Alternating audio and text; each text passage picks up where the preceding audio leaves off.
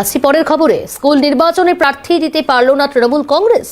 অভিভাবক নির্বাচনে প্রার্থী দিতে পারল না শাসক দল। বিনা প্রতিদ্বন্দ্বিতায় 5টি আসনে জয়ী আইএসএফ প্রার্থীরা। মতিলাল মাদ্রাসা শিক্ষা কেন্দ্রের নির্বাচনে জয়ী মাদ্রাসার 125 অভিভাবকের উপস্থিতিতেই জয়ী আইএসএফ। পাথর প্রতিমায় একই হাল শাসক দল তৃণমূল কংগ্রেসের। উঠছে প্রশ্ন এবং জল্পনা রাজনৈতিক মহলে।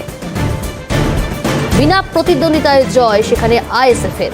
মতিলাল মাদ্রাসা শিক্ষা কেন্দ্র সেখানে আজ নির্বাচন এবং সেই অভিভাবক নির্বাচনে বিনা প্রতিদ্বন্দ্বিতায় জয়লাভ করল আইএসএফ।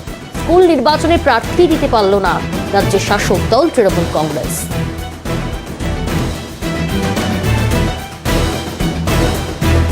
অভিভাবক নির্বাচনে প্রার্থী দিতে পারল না শাসক দল।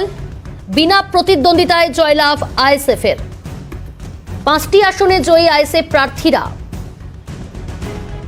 মতিলাল মাদ্রাসা শিক্ষা কেন্দ্রের নির্বাচনে জয়ী। স্কুল নির্বাচনে প্রার্থী দিতে অপারগ তৃণমূল কংগ্রেস। মাদ্রাসার 125 জন প্রার্থী জয়লাভ করল। বিনা প্রতিদ্বন্দ্বিতায় 5টি আসনেই জয়লাভ আইএসএফ প্রার্থীদের। মাদ্রাসার 125 অভিভাবকের উপস্থিতিতে জয়ী আইএসএফ। পাথর প্রতিমায় একই হাল শাসক দল তৃণমূল কংগ্রেসের। এই প্রশ্নই এবার উঠে গেল।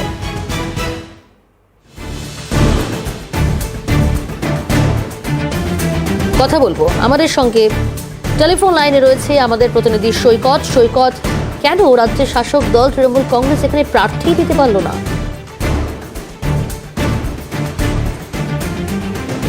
সৈকত, কি কারণে রাজ্যের শাসক দল প্রার্থী দিতে পারল না সেখানে?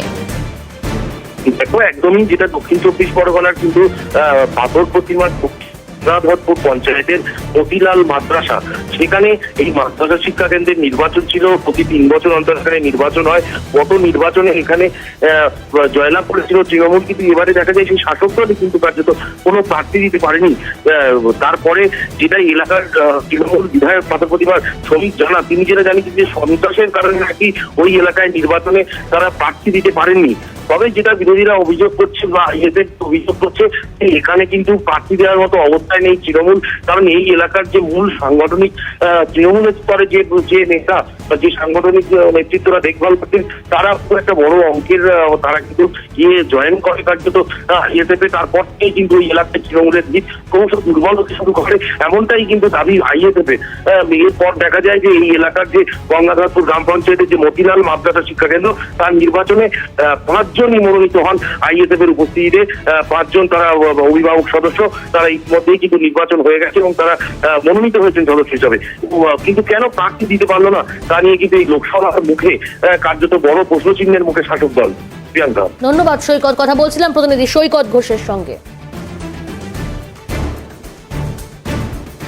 যোগ্য জবাব দিয়েছে এবং একতরফা ভোট হয়েছে। এখানে আইএসএফ এর বিরুদ্ধে আর কোনো ক্যান্ডিডেট নেই এবং কোনো ভোটার নেই।